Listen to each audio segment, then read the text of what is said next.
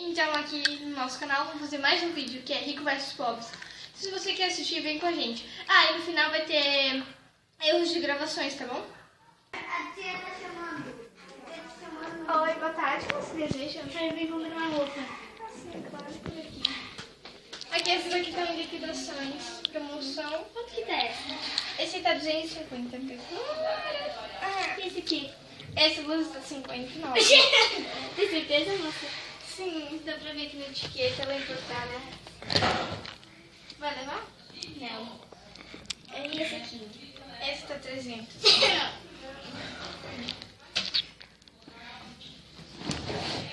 Esse aqui tá, se eu não me engano, eu tenho que ver no sistema. Ah, esse aqui tá 340. Ai, eu não vai combinar com a minha perna, melhor deixar pra próxima. Assim. Essa cacetinha está por 89. Certeza, moça? Absoluto? Essa aqui. Essa daí tá 60. Ai, vou levar essa então. Tá bom. Pronto.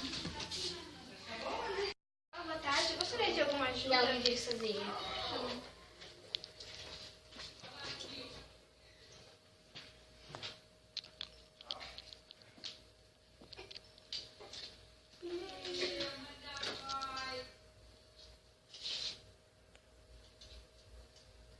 Aqui. Só isso, moça. Pronto. Pronto, deu. Parcelado. À vista, com certeza. Tá bom. Quer desconto? Não. Tá bom, então. Deu. Vai ser mesmo? Parcelado? Parcelada. Eu quero sem juros e 100 vezes. Ah, só dá pra fazer em 10 vezes. Mas, moça, eu tenho que pagar minha conta, tenho que pagar a luz, energia, eu preciso de roupa pra ir pro baile. Moça, faz em 100 vezes. Moça, só dá em 10 vezes. Mas eu quero em 50, então. Não tem, só dá... Ó, 50, 10. Quero 50 vezes. Mas, moça... Não quero saber. Meu, eu tenho que pagar a luz, energia, tenho que pagar a casa, tenho que comprar roupa pro meu cachorro, tenho que levar minha cachorro pro pet shop. E tu tá aí. Não, você tem 10 vezes. Eu quero 50 vezes agora. A camisa só é R$59. Então faz 50 vezes. Mas não tem como você fazer por... Tá, então 29 vezes. Não, só 10, moça. Não.